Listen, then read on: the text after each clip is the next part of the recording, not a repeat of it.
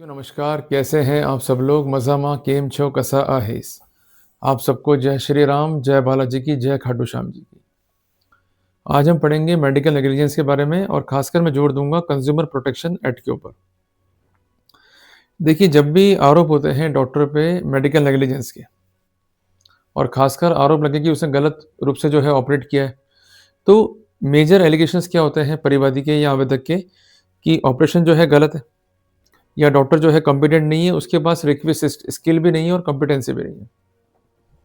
तो जब भी लगते हैं आरोप डॉक्टर पे तो उन्हें क्या करना चाहिए, किस प्रकार जो है कॉन्टेस्ट करें। तो आज जो है हम एक महत्वपूर्ण केस स्टडी को जो है पढ़ेंगे, एक महत्वपूर्ण फैसला डॉक्टर के पक्ष में। ये फैसला है डिस्ट्रिक्ट कंज्यूमर फॉर्म का, डेट है 16/12/2026। देखिए, जब भी केस होता है फाइल कंज्यूमर प्रोटेक्शन एक्ट के तहत और आरोप होता है मेडिकल नेग्लिजेंस का, जो कंसर्न परिवादी है या जो आवेदक है उसका जो प्ली होता है, उसमें महत्वपूर्ण प्ली होता है कंपनसेशन का। वो ये कहता है कि भई जो गलत इलाज हुआ या जो डॉक्टर के पार्ट पे हुई नेग्लिजेंस जिस कारण मुझे जो है सफ़र करना पड़ा। सफ़र मीन्स उसको पेन जो है सस्टेन करना पड़ा। उसको मेंटल अगोनी जो है कॉज़ हुई है और ऐसे सिनेरियो में भारी भरकम मुआवज़ा जो है दिलाया जाए। इसके अलावा जो भी कॉस्ट आए हैं प्रोसीडिंग में, मीन्स वकील जो है एंगेज करना पड़ा या कोर्ट फ़ी जो है देना पड़ा या जो भी मेरे आए हैं पॉकेट एक्सपेंसेस उसको भी जो है रिम्बर्स कराया जाए। इसके अलावा जो अन्य खर्चे हैं उसको जो है दिलाया जाए। और एक बात ध्यान रखिएगा कि जब भी होती है complaint file before district commission, तो ऐसे सिनेरियो के अंदर धारा 35 सीपी एक्ट पे जो है रिलाई किया जाता है। ये काफ़ी इंपॉर्टेंट है। और इस बात की पॉसिबिलिटी भी है कि जो कंसर्न पेशेंट है वो डॉक्टर को नोटिस भी सर्व करे, तो जब भी आपको आए नोटिस या तो कोर्ट से या थ्रू एडवोकेट, तो इसका रिप्लाई जो है ज़रूर करें। और रिप्लाई आपको होना चाहिए स्ट्रॉन्ग और सारे पॉइंट्स जो है कवर करने पड़ेंगे आपको। एक छोटा-सा अपन लेते हैं केस स्टडी जो इस केस में जो है डिस्कस हुआ। एक लेडी जो है जाती है डॉक्टर के पास में।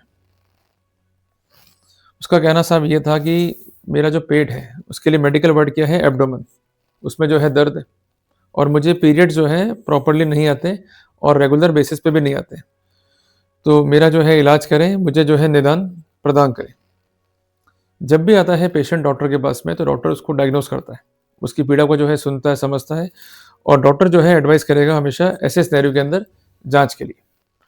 तो इस केस में जो भी जाँच करवाई गई, उसमें सबसे पहली जाँच थी अल्ट्रासोनोग्राफी, जिसको हम कहते हैं अल्ट्रासाउंड स्कैन मेडिकल भाषा में। जिसके लिए कंसर्न जो लेडी है वो एक सेंटर पे गई। जो कंसर्न रिपोर्ट आई उसके बेसिस पे डॉक्टर जो है लेता है निर्णय कि फर्दर जो है इलाज क्या होगा। तो फर्दर कोर्स को तय करने में जो ये कंसर्न रिपोर्ट्स हैं, वो एक महत्वपूर्ण भूमिका जो है अदा करती है, जिसको हम कहते हैं क्लिनिकल कोरैबोरेशन मेडिकल भाषा में। तो यहाँ पर डॉक्टर ने एडवाइस ये किया कि आपको जो है एडमिशन जो है लेना होगा। आपकी हम जाँचें और भी करेंगे और जो ये कंसर्न बीमारी है इसका इलाज जो है हो जाएगा। क्लियर? अल्टीमेटली लेडी ने जो है अपना इलाज कराया, पर वो इलाज जो है सक्सेसफुल नहीं हुआ और उसके बार-बार जो है दर्द होता और वो डॉक्टर से जो है कंसल्ट करती है और अमूमन होता भी तो है कि जब भी पेशेंट को आराम नहीं आएगा तो वो जाएगा डॉक्टर के पास में। इस केस में भी वैसे ही हुआ और डॉक्टर ने हर बार ये कहा कि साहब आप जो है सब्र रखिए, इट टेक टाइम्स। और कई बार डॉक्टर जो है देते हैं मेडिसिन्स को या वो चेंज करते हैं मेडिसिन को ताकि पेशेंट को जो है प्रॉपर आराम मिल जाए। पर किसी भी रूप में जो है इसका इलाज ठीक नहीं हुआ, ऐसा कंप्लेंट था इस लेडी का। इसका कहना ये था ऑनरेबल कोर्ट में, जो कंसर्न डॉक्टर है वो कॉम्पिटेंट नहीं।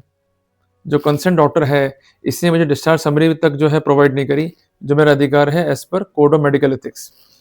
एंड अपार्ट फ्रॉम दैट मेरी जो स्टमक की स्वेलिंग जो है बढ़ती गई और मैंने ये भी ऑब्ज़र्व किया कि मैं अपना नेचुरल वेस्ट मीन्स जो पॉटी है, वो तक मैं जो है नहीं जा पा रही थी। तो ये जब सिनेरियो रहा रिपीटेड, तो लाज़मी सी बात है कि आदमी जाएगा किसी हायर सेंटर के ऊपर। तो ये अन्य सेंटर पे गई, तो वहाँ इसको मालूम पड़ा she is having the problem of hemoperitoneum. ये आप जो है वर्ड लिख लीजिए, हेमोपेरिटोनियम। बेसिकली क्या होता है कि जो पेट की कैविटी होती है, जिसको हम कहते हैं पेरिटोनियल कैविटी, जैसे ब्लड जो है जमा हो जाता है, तो ये जो मेडिकल स्थिति है, उसे हम कहते हैं हेमोपेरिटोनियम। क्लियर? इसके अलावा डायग्नोस हुआ case of ruptured ectopic pregnancy. Basically हम सब जानते हैं कि जब बच्चा आता है किसी लेडी के पेट में, तो वो डेवलप कहाँ होगा? गर्भाशय में। तो बेसिकली गर्भाशय एक प्लेस है जहाँ बेबी जो है ग्रो होता है, पर बेबी वहाँ ग्रो नहीं होकर के आ गया फैलोपियन ट्यूब्स के अंदर, 2 ट्यूब्स जो है जुड़ी होती हैं, उसमें बच्चा जो है डेवलप हो रहा है। अब अगर बच्चा जो है डेवलप होगा ट्यूब्स के अंदर, तो बच्चे का साइज़ तो बढ़ेगा, ट्यूब तो छोटी है, ट्यूब क्या है? फट जाएँगी। तो जो ब्लड्स है वो कहाँ आ जाएगा? पेट के अंदर। तो जो ये सिनेरियो अकर होगा उसको हम कहते हैं हेमोपेरिटोनियम, क्लियर है? अब जो ये स्थिति है, आप ज़रा खुद सोचिए, इस पे कंट्रोल था डॉक्टर का? सोचिए ज़रा आप। ये स्थिति हुई है in consequence of natural occurrence. तो यहाँ पर मेडिकल नेग्लिजेंस का सिनेरियो नहीं कहा जा सकता है। ये आप जो है नोट डाउन कर लीजिए। तो पेशेंट तो बेसिकली कई आरोप जो है मढ़ता है डॉक्टर पे, पर उसे पता ही नहीं कि वास्तव में हुआ क्या। क्लियर है बात ये? तो इस केस में जो समस्या आई कंसर्न पेशेंट को, जब उसने इलाज कराया किसी अन्य सेंटर पे, तो ये मालूम पड़ा कि जो डॉक्टर था पिछला, उसने गलती से जो इंटेस्टाइन था, उसको भी जो है डैमेज कर दिया। अल्टीमेटली उसको जो है कराना पड़ा ऑपरेट, इंटेस्टाइन के लिए भी, और अपनी लाइफ को जो है सेव करना पड़ा। जब कोर्ट में केस फाइल हुआ, तो कई आरोप जो है डॉक्टर पे लगाए गए। तो जब भी इस तरह के आरोप लगते हैं आपके ऊपर, तो आप सबसे पहले एक बात ध्यान रखिएगा कि आपको एलिगेशंस जो है डिनाई करने हैं। दूसरी बात, केस को आपको स्टडी करना है by applying the principle of cause and effect. Reasons जो आप देंगे, उसमें संभावनाएं होनी चाहिए क्रिएट।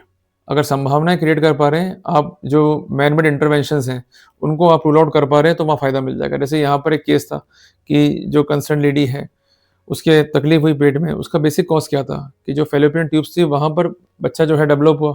अल्टीमेटली वो ट्यूब्स जो है रैप्चर हो गई, बच्चा भी जो है मारा गया, मीन्स जो बेबी था वो मारा गया, और अल्टीमेटली उसको एक सिनेरियो जो है ऑब्जर्व हुआ। तो ये जो सिनेरियोज़ हैं, ये beyond the control of man है, या बियॉन्ड द कंट्रोल ऑफ जो है डॉक्टर है। तो ऐसे सिनेरियो में डॉक्टर को जो है गिल्ट नहीं मान सकते मेडिकल नेग्लिजेंस का।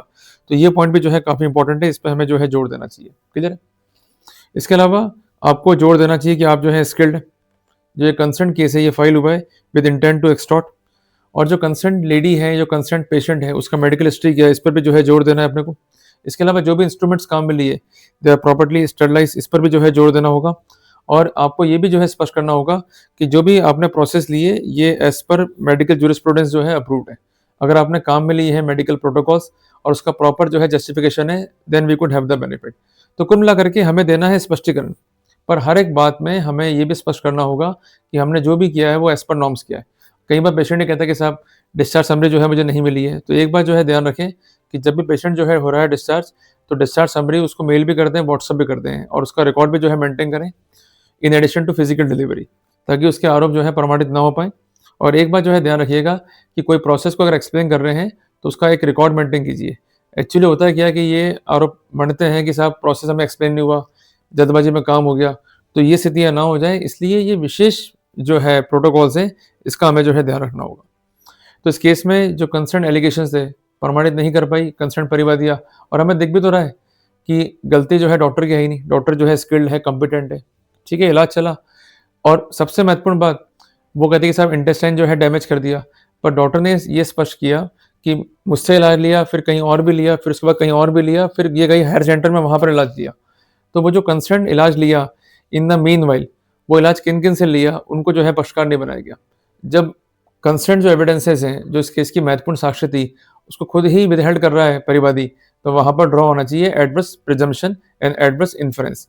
तो वहाँ पर फ़ायदा मिल गया कंसर्न आरोपी डॉक्टर को। तो कुल मिलाकर के जो कंसर्न एलिगेशंस थे, वो प्रूव नहीं हुए, और जो कंसर्न प्रोटोकॉल्स थे और जो कंसर्न लीगल प्रिंसिपल्स थे, उसका फ़ायदा मिला कंसर्न डॉक्टर को, एंड अल्टीमेटली केस जो है डिसमिस हो गया। तो अगर आप एक डॉक्टर हैं, केस कॉन्टेस्ट कर रहे हैं, तो ये महत्वपूर्ण बातें हैं, इसका विशेष ध्यान रखें। तो सबसे पहले देखें पेपर्स क्या है मेडिकली, दूसरी बात कॉज क्या डायग्नोस हुआ है, तीसरी बात उसके क्या इफेक्ट्स आए, फर्दर कहाँ ट्रीटमेंट्स हुए, और अल्टीमेटली जब वो पेशेंट लौट के आ रही है या केस कर रही है, तो उसके पास क्या-क्या जो है मटेरियल है, क्या-क्या जो है एविडेंस है। अगर कंप्लेंट जो है डिलेड है, उसके पास कोई स्पेसिफिकेशन नहीं है, उसने कहीं और भी जो है इलाज ले लिया, पर महत्वपूर्ण तथ्य जो है छुपा लिए, तो इन सब बातों पर हम चर्चा करके रेमेडी जो है सिक्योर कर सकते हैं। एक बात ध्यान रखिएगा कि अगर आप एक डॉक्टर हैं, केस को फाइट कर रहे हैं, और केस खासकर है कंज्यूमर प्रोटेक्शन एक्ट के तहत, तो वहाँ पर ड्राफ्टिंग का एक महत्वपूर्ण योगदान है। आपको आएगा नोटिस, आपको ड्राफ्टिंग करना है। आपको आया नोटिस कोर्ट से, आपको ड्राफ्टिंग करना है। अगर आपने ड्राफ्टिंग प्रॉपर नहीं करा, आपके आर्गुमेंट जो हैं बहुत जनरल हैं और अनस्पेसिफिक हैं, तो वहाँ फ़ायदा नहीं मिल पाएगा। तो इसलिए जब भी आर्ग्यू करें, पिन पॉइंट करें और अपने केस को जो है स्पेसिफिक करें। जल्दी मिलेंगे एक नए टॉपिक के साथ। टिल देन, जय हिंद, जय भारत।